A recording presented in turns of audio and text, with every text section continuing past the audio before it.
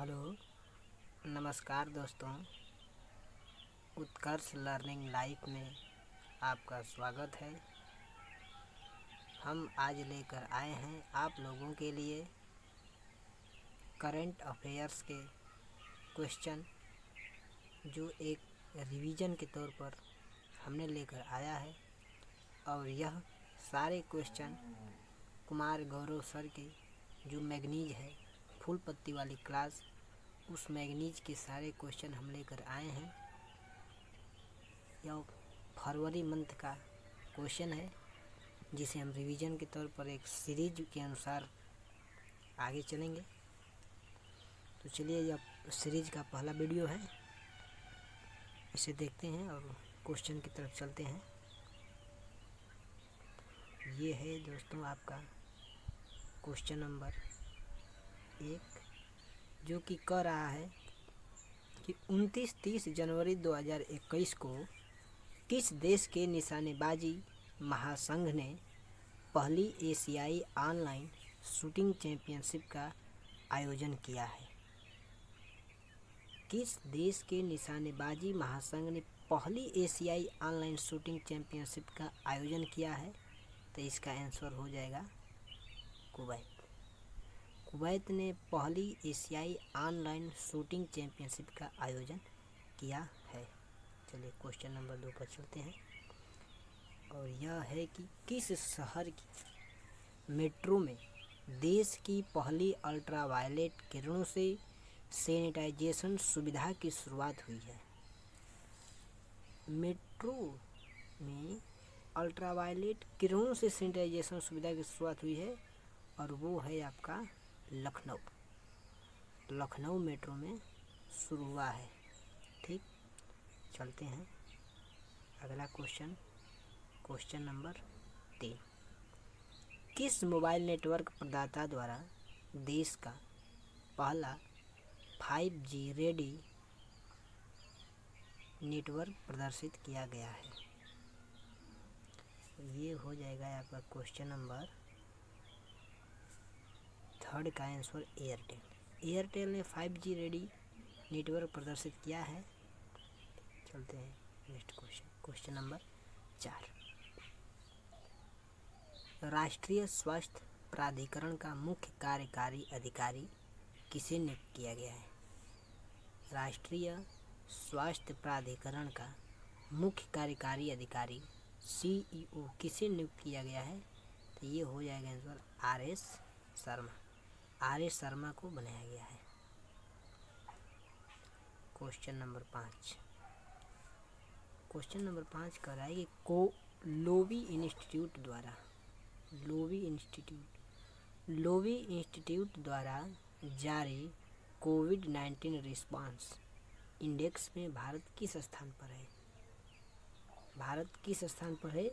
कोविड-19 response index में तो देखेंगे भारत इसमें 86वें नंबर पर है। ठीक, चलिए क्वेश्चन नंबर 6। भारत सरकार ने किस देश की साझेदारी के साथ पर्यावरण वर्ष लॉन्च किया है? किस देश की साझेदारी के साथ पर्यावरण वर्ष लॉन्च किया है? तो ये हो जाएगा फ्रांस के साथ भारत ने पर्यावरण वर्ष लॉन्च किया हुआ है।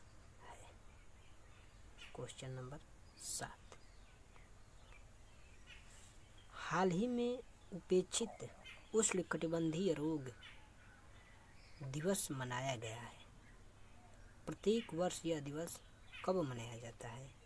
तो प्रत्येक वर्ष यह दिवस मनाया जाता है आपका 30 जनवरी को। उपेक्षित उष्णकटिबंधीय रोग दिवस मनाया जाता है 30 जनवरी को। एशियन क्रिकेट परिषद ACC का अध्यक्ष किसे चुना गया है?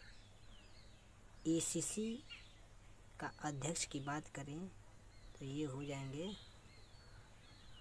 जय शाह को ACC का अध्यक्ष बनाया गया है।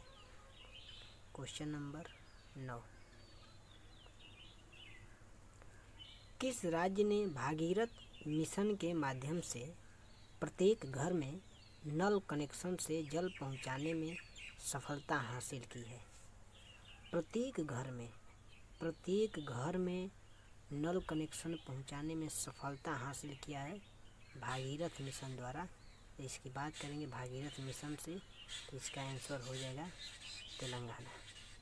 तेलंगाना में भागीरथ मिशन के माध्यम से प्रत्येक घर में जल पहुंचाने में सफलता हासिल किया गया है। क्वेश्चन नंबर 10, देश का पहला जेंडर पार्क किस राज्य में विकसित किया गया है? देश का पहला जेंडर पार्क किस राज्य में विकसित किया गया है? तो किस राज्य में विकसित किया गया है, तो इसका बात करेंगे केरल में। केरल में देश का पहला जेंडर पार्क विकसित किया गया है। चलिए चलते हैं अगले क्वेश्चन। अब देखिए वो 1 फरवरी का 10 क्वेश्चन, जो कि आप जानते हैं कुमार गौरव सर एक दिन में 10 क्वेश्चन पढ़ाते हैं, जो मैगजीन है उनकी, उनमें वही 10 क्वेश्चन इंक्लूड किया गया है और उन्हीं को हमने रिवीजन के तौर पर वीडियो बनाया है। और अब आ गया यह 2 फरवरी का क्वेश्चन। 2 फरवरी का क्वेश्चन, तो इसमें बात करेंगे 2 फरवरी के क्वेश्चन नंबर 1 में एक और है कि मानवेंद्र सिंह को किस राज्य की विधान परिषद का प्रोटेम स्पीकर नियुक्त किया गया है? राज्य की विधान परिषद का प्रोटेम स्पीकर, इसकी प्रोटेम स्पीकर नियुक्त किया है। तो बात करें तो इसका आंसर हो जाएगा उत्तर प्रदेश। उत्तर प्रदेश में मानवेंद्र सिंह को विधान परिषद का प्रोटेम स्पीकर नियुक्त किया गया है। क्वेश्चन नंबर 2, किस देश के निवेश बोर्ड ने सतलज जल विद्युत निगम लिमिटेड को लोअर अरुण जल विद्युत परियोजना के निर्माण को सौंपा है? किस देश के निवेश बोर्ड ने सतलज जल विद्युत निगम लिमिटेड को लोअर अरुण जल विद्युत परियोजना के निर्माण को सौंपा है? तो इसकी बात करेंगे तो यह नेपाल देश को हो जाएगा। ठीक, चलिए अगला क्वेश्चन, क्वेश्चन नंबर 3 और है कि केंद्र सरकार ने क्रिप्टो करेंसी पर प्रतिबंध लगाने हेतु विधेयक संसद में सूचीबद्ध किया है। इससे पूर्व भारतीय रिजर्व बैंक RBI ने कब क्रिप्टो करेंसी पर प्रतिबंध लगाया था? तो अभी हाल ही में विधेयक सूचीबद्ध किया गया, लेकिन इससे पहले क्रिप्टो करेंसी पर रोक लगाया गया था 2018 में। तो इसका आंसर हो जाएगा 2018। चलिए क्वेश्चन नंबर अगला, फरवरी 2020 में 8वें भारत अंतर्राष्ट्रीय रेशम मेले का आयोजन हुआ है। रेशम उत्पादन के संबंध में कौन सा कथन सत्य है? तो चलिए देखते हैं इसमें। ठीक, चलिए देखते हैं इसमें। तो ये हो जाएगा, इसके उत्पादन को सेरीकल्चर कहते हैं। रेशम के उत्पादन को सेरीकल्चर कहते हैं, बिल्कुल सही है। था इसका उत्पादन हड़प्पा काल से किया जा रहा है, बिल्कुल ये भी सही है। भारत रेशम उत्पादन में विश्व का दूसरा देश है, बिल्कुल ये भी। फर्स्ट की बात करें तो चीन हो जाएगा। तो इसका मतलब कि उपर्युक्त सभी कथन सत्य हैं। तो इसका आंसर हो जाएगा उपर्युक्त सभी क्वेश्चन सत्य।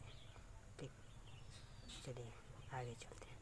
क्वेश्चन नंबर 5, आर्थिक सर्वेक्षण 2020-21 के बुनियादी आवश्यकता सूचकांक BNI के अनुसार वर्ष 2018 में कौन से राज्य में ये आवश्यकताएं सबसे कम पहुंची थी?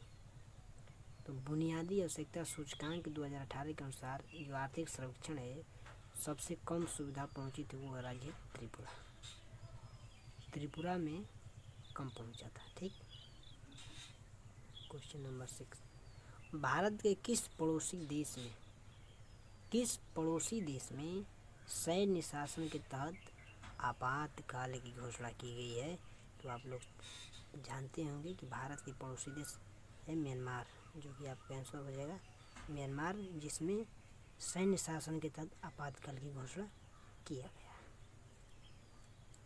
सैयद मुश्ताक अली T20 ट्रॉफी, सैयद मुश्ताक अली, देखिए यह क्रिकेट से संबंधित है। T20 trophy, Syed Mushtaq Ali T20 trophy 2021 किस राज्य ने जीत लिया है? किस राज्य ने जीत लिया है? तो आइए देखते हैं। इसको जीत लिया है तमिलनाडु ने, इसको जीत लिया है तमिलनाडु। चलिए आगे चलते हैं। जस्टिस इंडिया रिपोर्ट 2020 के अनुसार कौन सा राज्य न्याय उपलब्ध कराने में शीर्ष पर रहा है? न्याय उपलब्ध कराने में शीर्ष पर रहा है, तो इसकी बात करेंगे तो ये हो जाएगा आपका राज्य महाराष्ट्र। इसका आंसर हो जाएगा महाराष्ट्र। ठीक, न्याय कराने में 1 नंबर पर है। क्वेश्चन नंबर 9, हाल ही में विश्व आर्द्रभूमि दिवस मनाया गया है। प्रत्येक वर्ष यह दिवस कब मनाया जाता है? तो प्रत्येक वर्ष यह दिवस की बात करेंगे तो 2 फरवरी को यह दिवस मनाया जाता है, विश्व आर्द्रभूमि दिवस। चलते हैं नेक्स्ट क्वेश्चन, और क्वेश्चन नंबर 10, केंद्रीय वित्त एवं कारपोरेट कार्य मंत्री निर्मला सीतारमण ने बजट 2021-22 संसद में पेश किया है। वर्ष 2021-22 का बजट कितने स्तंभों पर आधारित है? कितने स्तंभ पर आधारित है? तो इसका बात करेंगे तो 6 स्तंभ पर आधारित है। और इस तरह से यह क्वेश्चन लास्ट क्वेश्चन था। और देखिए यही वो बुक है जो कुमार गौरव सर की है, और ये है आपके कुमार गौरव सर, इन्हीं के मैगजीन से हमने सारे क्वेश्चन कराए हैं। और ये रहा मेरा चैनल उत्कर्ष लर्निंग लाइव को प्लीज़ सब्सक्राइब और चैनल लाइक ज़रूर कीजिएगा। और करंट अफेयर्स की वीडियो रोज़ देखने के लिए इस चैनल को सब्सक्राइब लाइक कीजिएगा और बेल आइकन को ज़रूर दबाइएगा, ताकि हम जो भी वीडियो चलाएं आपको नोटिफिकेशन आराम से पहुंचे। ठीक, तो चलिए चलते हैं, आज के लिए इतना ही। ओके, थैंक यू, जय हिंद।